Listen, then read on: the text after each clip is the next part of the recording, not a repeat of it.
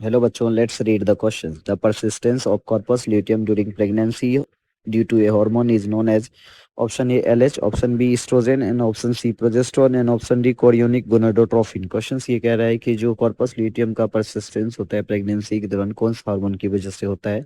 तो सबसे पहले इसके की कॉन्सेप्ट के बारे में समझते हैं और इसका जो की कॉन्सेप्ट है वो है कॉर्पस ल्यूटियम। कॉर्पस ल्यूटियम क्या होता है? ये मेंस्ट्रुअल साइकिल के दौरान ओवरी के अंदर बनता है और ये जो है ये ओवरी के अंदर आफ्टर ओव्यूलेशंस बोल सकते हैं, आफ्टर ओव्यूलेशंस जो मैच्योर ग्राफियन फॉलिकल्स है, मैच्योर ग्राफियन फॉलिकल्स जो है किस क्या बदल जाता है, ये कॉर्पस ल्यूटियम बन जाता है, कॉर्पस ल्यूटियम। अब ये कॉर्पस ल्यूटियम क्या करता है? कॉर्पस ल्यूटियम सेक्रेट, जो कॉर्पस ल्यूटियम है ये सेक्रेट करता है प्रोजेस्टेरोन का। Corpus luteum is secrete progesterone, ये प्रोजेस्टेरोन होता है। और इस कंडीशन में जो कॉर्पस ल्यूटियम है ये दो काम हो सकता है, अगर फर्टिलाइजेशन होता है तो ये कंटिन्यू परसिस्ट करेगा, नहीं तो क्या करेगा, ये डिजनरेट कर जाएगा। कॉर्पस ल्यूटियम का दो कंडीशन हो सकता है, एक कंटिन्यू कर सकता है, कंटिन्यूस, और दूसरा डीजनरेट कर सकता है, डीजनरेट। कंटिन्यू करने का मेन रीजन जो है वो क्या है? ये कंटिन्यू करने का जो सबसे मेन रीजन है ये मेनली है कि ये प्रेगनेंसी को मेंटेन करेगा और प्रोजेस्टेरोन रिलीज करेगा, ये इसलिए बोल सकते हैं प्रेगनेंसी रिलीज,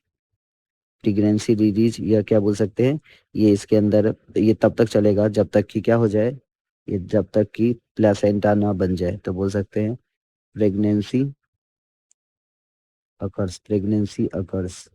और ये क्या होगा? नॉट प्रेग्नेंट, नॉट, अगर प्रेगनेंसी नहीं होगा, नो प्रेगनेंसी अकर्स। जब प्रेगनेंसी अकर्स नहीं होगा तब की बारे में बात करें तो इसके अंदर प्रेगनेंसी नहीं होगा, तब कॉर्पस ल्यूटियम डिजेनरेट हो जाएगा। यानी कॉर्पस ल्यूटियम ये बार बार प्रोजेस्टेरोन तब तक चलता रहेगा जब तक कि वो क्या हो जाए, प्लासेंटा का पूरी तरीके से फॉर्मेशन हो जाए। सो हमारा जो फाइनल आंसर है, ये एम्ब्रियोनिक सिस्टम्स में कॉर्पस ल्यूटियम फॉर्मेशन करने वाला जो मेन हार्मोन है ये क्या है? Human chorionic gonadotropin, human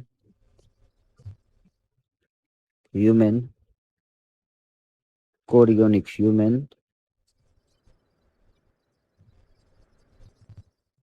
human chorionic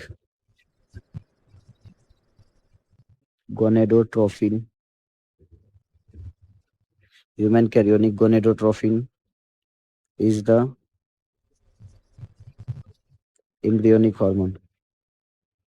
ये एम्ब्रियोनिक हार्मोन है और ये हार्मोन रिस्पॉन्सिबल होता है ये किसके करने के लिए? कॉर्पस ल्यूटियम को मेंटेन करने के लिए, परसिस्ट करने के लिए। तो जो हमारा फाइनल आंसर है, final answer of this questions is option number option number D. Option number D is final answer. Hope you understood it well. Best of luck.